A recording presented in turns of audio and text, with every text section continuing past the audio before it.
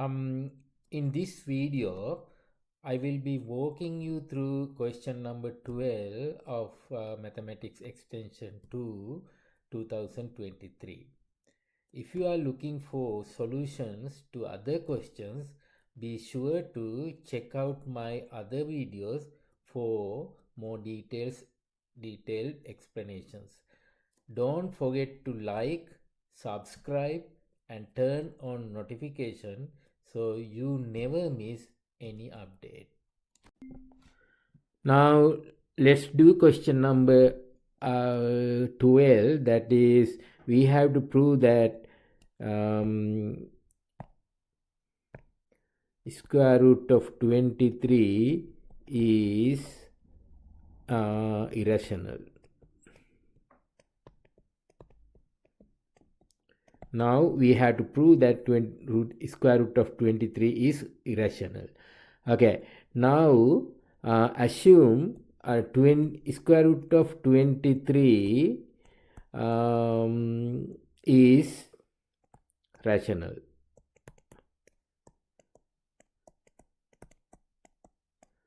So what I am going to do now, I am going to prove square root of 23 is irrational by contradiction. So if I assume square root of 23 is rational, I can write square root of 23 as P over Q. That P and Q are rational, the real numbers. Now the other thing is P and Q are co-prime. Co-prime mean there is no common divisor for P and Q except 1. So that means there is no common factor for P and Q. Now if square root of 23 is P over Q, I can write square root of 23 Q is equal P. Therefore I can square both sides. Square root of 23 Q square is equal P square. Now square root of 23 Q square is equal P square, which means 23 Q square is equal P square, which mean 23 Q square is equal to P square mean P square is divisible, P square is divisible by 23. So but P is prime and 23 is also prime because 23 is prime, and if P square is divisible by 23, which means P is also, therefore P is also divisible by 23, because if one prime square is divisible by another prime, which means the original number is also divisible by 23. Now if P is divisible by 23, I can write P is equal 23 times M. This M is an integer.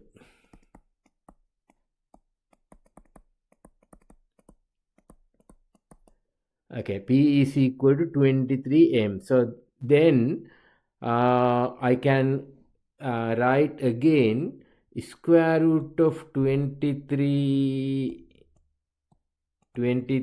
P Q square is equal P square, Now P is 23m, therefore square root of 23q square is equal 23m square. Now this one is equal 23 q square is equal this is equal to 23 square m square. Now we can divide by 23, then q square is equal 23 m square. So which mean q square, if I can write q square is 23 m square, which mean q square is divisible by 23. So that means therefore q is also divisible by 23, which mean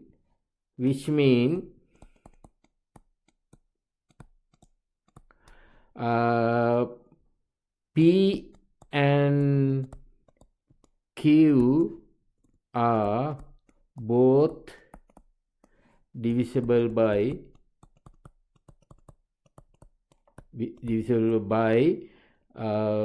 23. So this is a contradiction.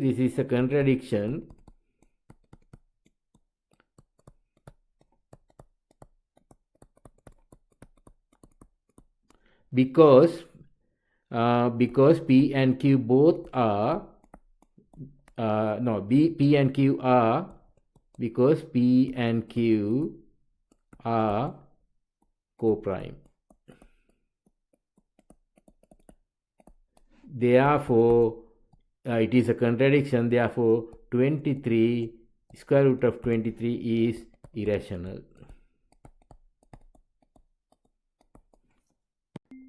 Now, question 12b, that is, we have to prove that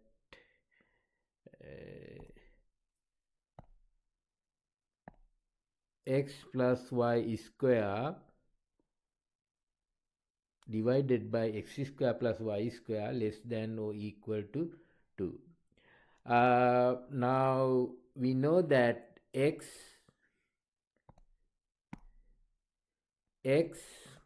minus y whole thing square is greater than 0.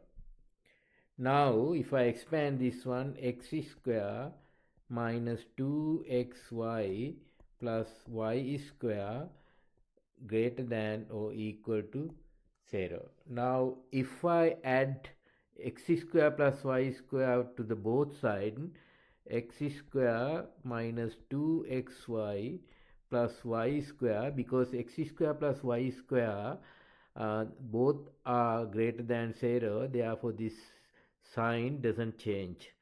The greater than sign doesn't change, that is still x square plus y square greater than or equal x square plus y square.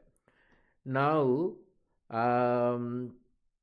this one, if I simplify, 2x square plus y square minus 2xy greater than or equal x square plus y square.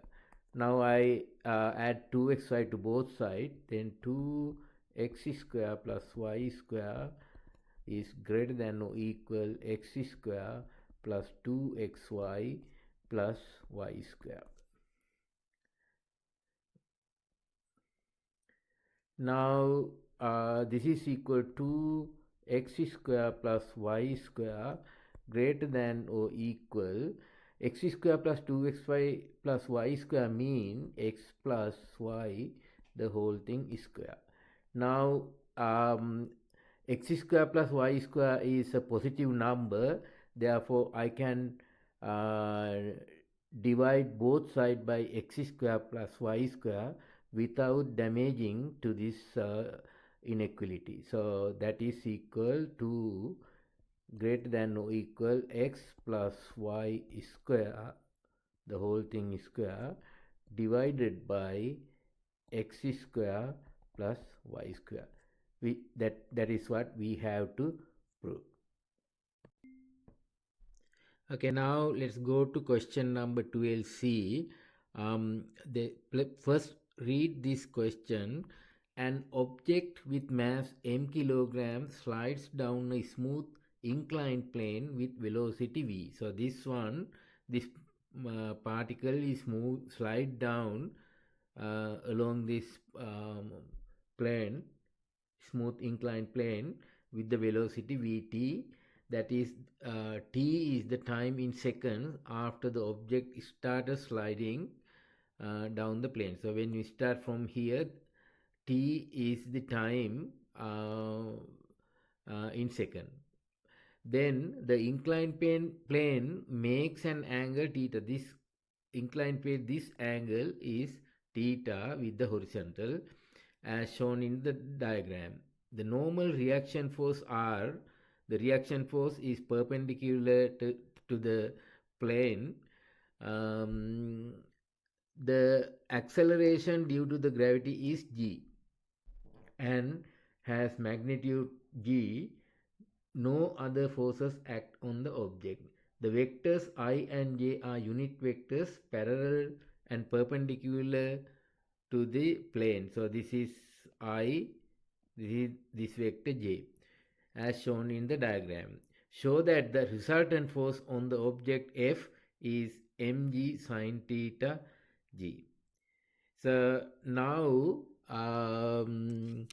if I resolve all the forces parallel and perpendicular to the slope, it gives you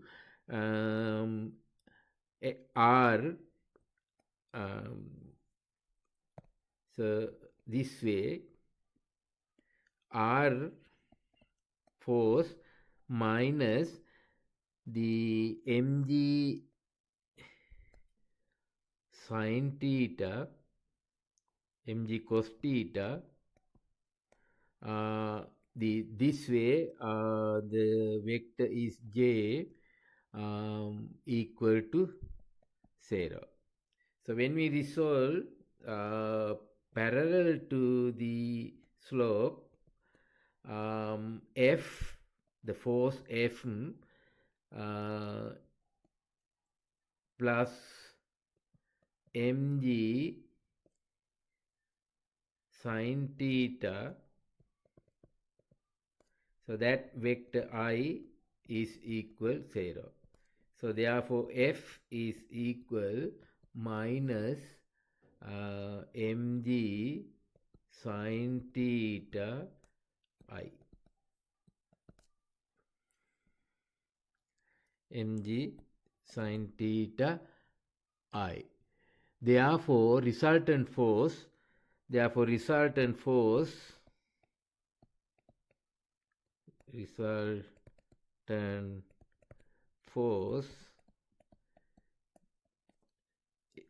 is equal minus mg sine theta. Okay, this is the part A. Now if you go to the part B, it says that given that the object is initially at rest, find its velocity vt in terms of g, theta, t and I, in terms of g, theta, t and I. Now along the plane, if I use the Newton's law, it says F is equal ma, force, that A is the acceleration. Then I can write F is minus mg sine theta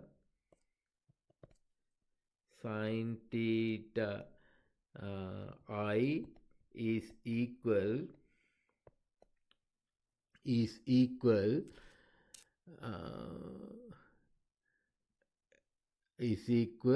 m times acceleration is a.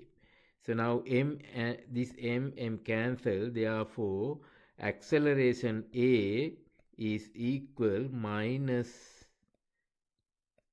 g sine theta I. Okay, now we know that if the velocity is v, acceleration is dv over dt. Acceleration is dv over dt. Then this is equal minus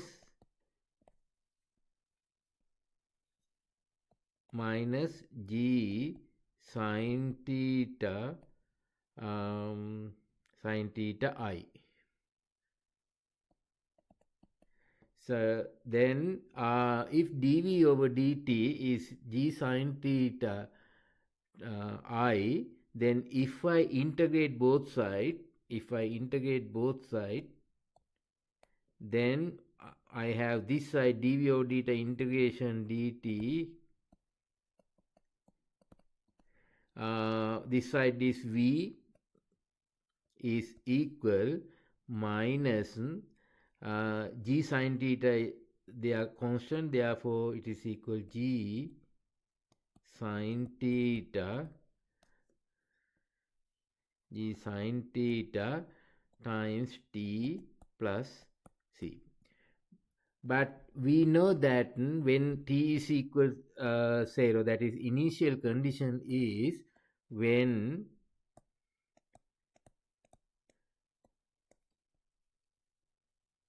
t is equal 0,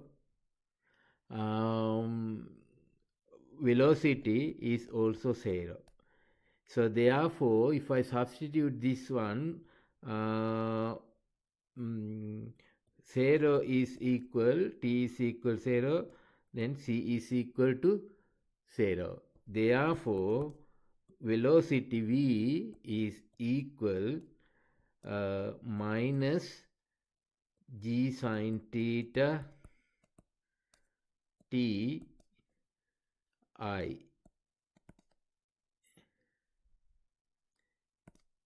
So in other way, it is v is equal minus g t sine theta I.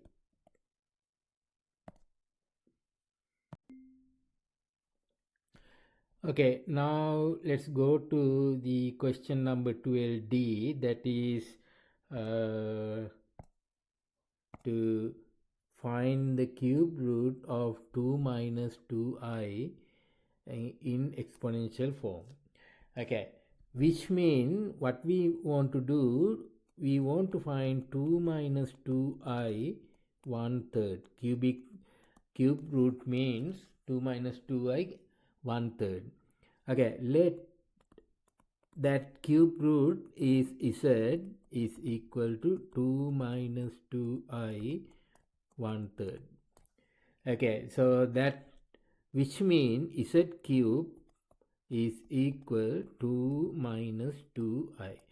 Now this 2 minus 2i, which is in general form, I'm going to change this into polar form. That is, if I multiply by square root of 8, 2 divided by square root of 8 minus 2 divided by square root of 8i. So this is equal, square root of 8 mean 2 to the power 3 half. 8 mean 2 to the power 3, square root of mean to the power half. Then this one is equal to 2 root 2, because the square root of 8 mean 2 root 2.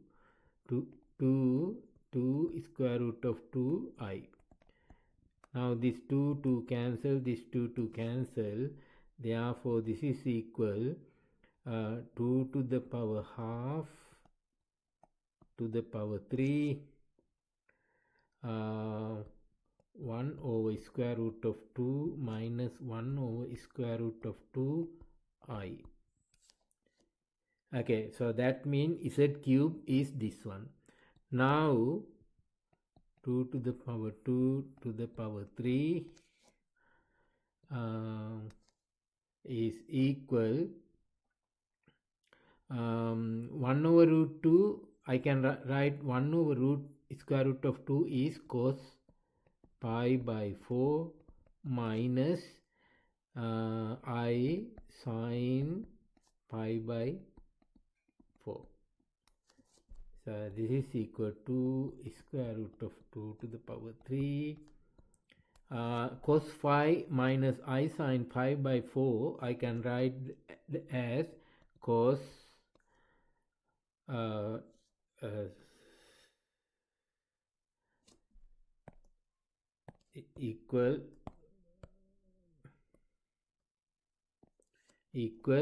uh, e to the power I minus 5 by 4. So this is polar form, this is in exponential form.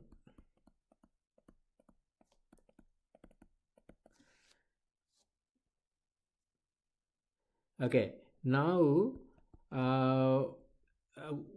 the 2 over half to the power 3, I can write this one in general form, that is e to the power I 2n pi minus pi by 4, because if you complete one whole circle, the complex number is the same. Then this is z to the power cube. Now therefore z is equal cubic root of that, 2 to the power half to the power 3 1/3. Then this one is e to the power I 2n pi minus pi by 4 divided by 3. Say this is equal, now 3 cancelled, this is 2 to the power half means square root of 2 e to the power I 2n pi divided by 3 minus pi by 12. Okay, now this is the solution for z. Now we are going to find cube root, therefore there are 3 solutions for that one. So that 3 solutions are when n is equal 0, 1 and 2. Now when n is equal 0,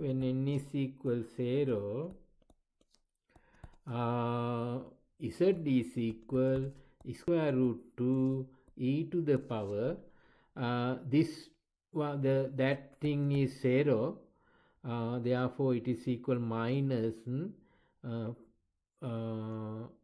pi by 12 I. Okay, this is the n is equal 0, then n is equal 1, when n is equal 1, z is equal square root of 2 e to the power I.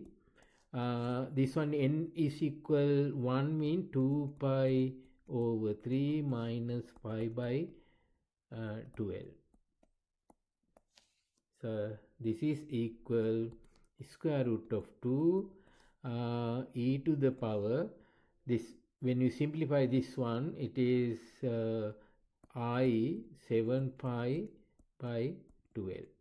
So which is equal square root of 2 e to the power 7 pi over 2 I. Then when n is equal to, this is equal z is equal square root of 2 e to the power I. 2n pi mean when n is equal to, that is 4 pi by 3 minus pi by 12. This is equal square root of 2 e to the power I. This is 15 pi divided by 12. So which means this is equal square root of 2 e to the power 15I divided by 2, 15 pi divided by 2I.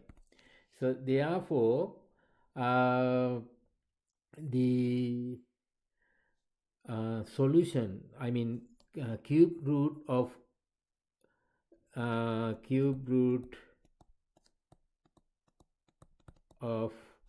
2 minus 2I are, first one is square root of 2 e to the power minus pi by 12 I. The next one is square root of 2 e to the power 7 pi by 12. The last one is square root of e to the power 15 pi divided by 12i. So these are the solution of cube root of 2 minus 2i. 3 cubic roots are square root of 2 e to the power minus I5 divided by 12. Second one is square root of 2 e to the power 7 pi I divided by 12, and the last one is z is equal square root of 2 e to the power 15 pi I divided by 12. I can simplify that one. That is the three cubic roots are square root of 2 e to the power minus pi divided by 12i. Then the next one is square root of 2 e to the power 7 pi divided by 12i. The last one is we can simplify, z is equal square root of 2 e to the power pi divided by 4i. Now let's go to question number 12a, that is the complex number 2 plus I is a zero of the polynomial of this polynomial. Now explain why 2 minus I is also a zero of the polynomial pz. Okay, now if we have a polynomial, complex polynomial, if the 2 plus I is a solution, if 2 plus I is a solution, conjugate of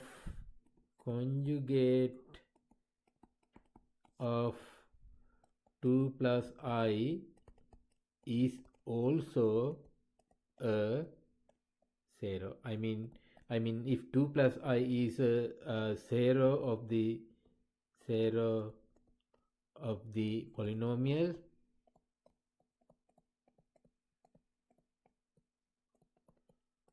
then conjugate of 2 plus I is also a zero.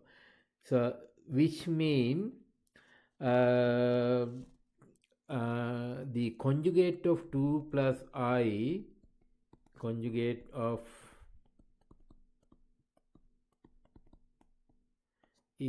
I is 2 minus I. Therefore 2 minus I is also a solution.